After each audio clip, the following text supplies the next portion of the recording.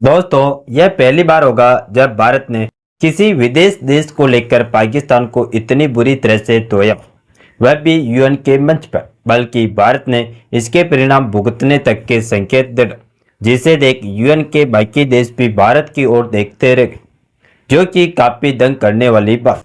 दोस्तों, संयुक्त राष्ट्र यानी यूनाइटेड नेशन का मंच आमतौर पर शांति, शिष्टाचार और कूटनीतिक भाषा के लिए जाना जाता है। ये देश एक दूसरे पर सीधे हमला नहीं करते, शब्दों से खेला जाता।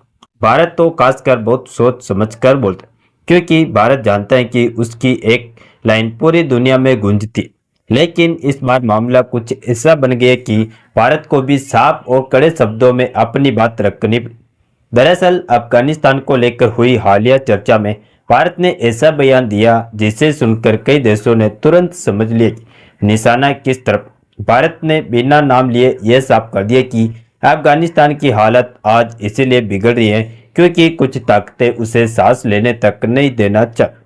आतंकवाद को पालना, सीमा पर कट्टरपंथ को बढ़ावा देना और फिर ऊपर से ट्रांजिट रास्तों को हथियार की तरह इस्तेमाल कर, यह सब किसी कमजोर देश को घुटनों पर लाने की रणनीति है। हालांकि भारत की बयानबाजी का लहजा तो नरम था, लेकिन इशारा जिस देश की ओर था उस देश की बौखलाहट देखने लायक थी।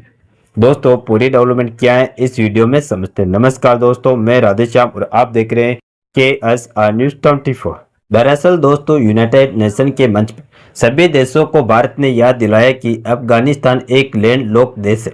उसके लिए सड़कें, बॉर्डर, ट्रांजिट रूट सिर्फ व्यापार का नजरिया नहीं बल्कि जिंदगी और मौत का सवाल।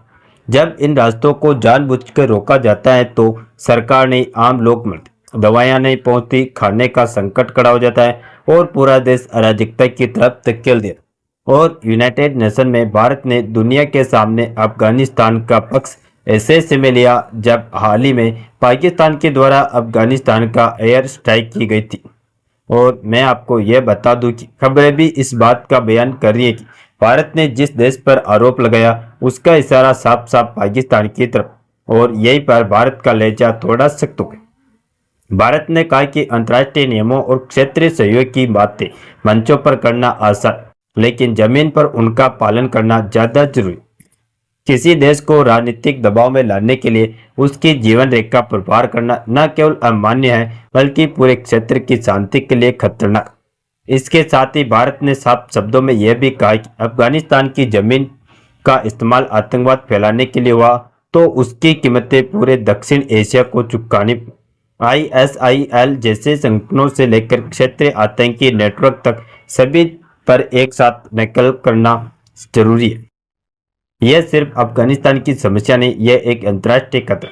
यहीं से यह मुद्दा सिर्फ मानवीय नहीं रहता है बल्कि सीधे सीधे ताकत, राजनीति और पड़ोसी देशों की नीयत से जुड़ जाता है। और यही वजह है कि भारत का यह बयान सामान्य भाषा नहीं बल्कि एक सोचा समझा और सख्त संदेश माना जाए। और भारत ने इस तरीके से इनडायरेक्टली संदेश दिया कि अगर अफगानिस्तान को हाथ भी लगाया तो भारत पाकिस्तान के खिलाफ पूरी फौज खड़ी करने की ताकत रखता है। अब दोस्तों, अगर इस पूरे मामले को थोड़ा गहराई से समझे तो तस्वीर और साफ हो जाती। अफगानिस्तान की अर्थव्यवस्था आज जिस हालात में है उसकी एक बड़ी वजह है उसका ट्रांजिट ट्रेड। अफगानिस्तान का करीब 60% से ज्यादा आयात और निर्यात आज भी पाकिस्तान के रास्ते होते हैं। और आप इस मैप में देखकर आसानी से भारत, अफगानिस्तान और पाकिस्तान की लोकेशन को समझ सकते हैं। यानी खाने पीने का सामान हो, दवाइयाँ हो या रोजमर्रा की जरूरतें, सब कुछ बॉर्डर और ट्रांजिट रूट पर टिका हो।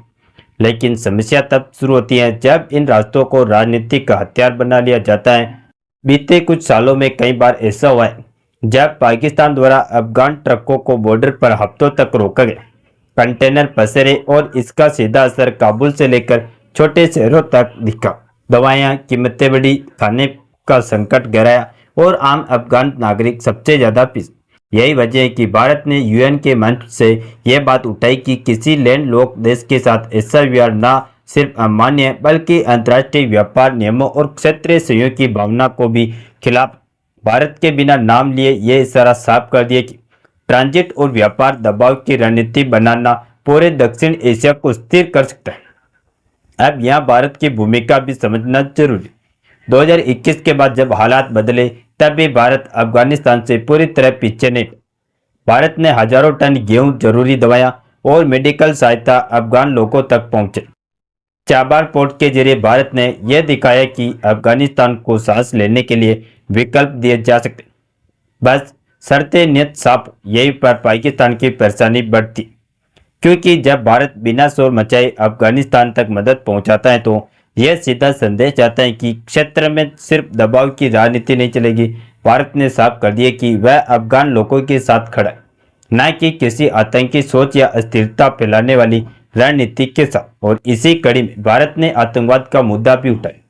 भारत ने कहा कि ISIL, अल-कायदा, लश्कर तैयबा और जैश-ए-मोहम्मद जैसे संगठन सिर्फ एक देश की समस्या नहीं है। जब इन्हें पनपने दिया जाता है तो उनकी आंख सीमाएं नहीं देखती। यही कारण है कि भारत ने अंतर्राष्ट्रीय समुदाय से कहा कि अब दिखावे के बयान नहीं बल्कि ठोस कार्रवाई की जरूरत है। जिससे साफ है दोस्तों, यह सिर्फ भाषण नहीं था, यह एक चेतावनी भी थी और एक आईना भी, जिनमें दिखाया गया कि अफगानिस्तान की दुर्दशा पीछे सिर्फ हालात नहीं बल्कि कुछ सोची समझी नीतियां भी जिम्मेदार हैं। और भारत ने यह बात दुनिया के सामने सीधे लेकिन संतुलित तरीके से रख दी। अब दोस्तों, इस पूरे घटनाक्रम का सबसे बड़ा मतलब यही है कि भारत अब सिर्फ प्रतिक्रिया देने वाला देश नहीं रहा। भारत अब अंतर्राष्ट्रीय मंचों पर एजेंडा सेट करने की स्थिति में आ चुका है।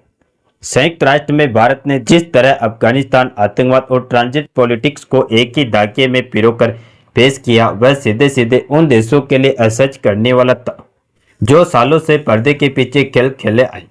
भारत ने साफ कर दिया कि अफगानिस्तान को कमजोर रखना किसी एक देश का नहीं बल्कि पूरे क्षेत्र का नुकसान।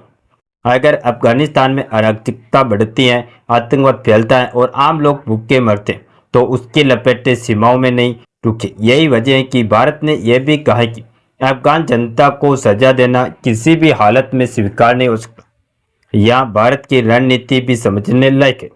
एक तरफ भारत आतंकवाद पर जीरो टॉलरेंस की बात करता है तो दूसरी तरफ वह अफगान लोगों के लिए मानवीय सहायता, व्यापारिक विकल्प और कनेक्टिविटी के रास्ते खोलने की वकालत करता है। यानी भारत ने साफ संदेश दिया है कि वह ना तो अराजकता का समर्थन करता है और ना ही किसी देश की जबरन दादागिरी को। इस बयान का असर सिर्फ UN हॉल तक सीमित रहा। यह उन सभी देशों तक पहुंचा जो अफगानिस्तान को अपने प्रभाव क्षेत्र की तरह इस्तेमाल करना चाहते। भारत ने बिना नाम लिए यह दिखा दिया कि अब दक्षिण एशिया में पुराने तरीके नहीं चले, ना आतंक के जरिए दबाव बनेगा और ना ही ट्रांजिट और व्यापार को हथियार बनाकर किसी देश को झुकाया जाएगा। कुल मिलाकर देखा जाए तो भारत ने बहुत संतुलित लेकिन मजबूत तरीके से यह साफ कर दिया कि क्षेत्रीय शांति, अफगानिस्तान की स्थिरता और आतंकवाद के खिलाफ लड़ाई में कोई भी दोहरा मापदंड नहीं चले।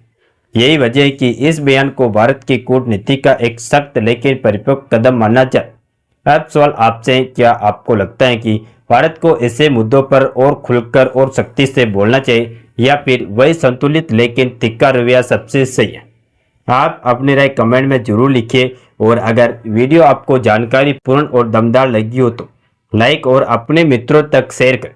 इसके अलावा इसी तरह और भी नॉलेजेबल वीडियो देखने के लिए हमारे चैनल KSR न्यूज को सब्सक्राइब करके बेल आइकन को ऑल पर जरूर सेलेक्ट करें।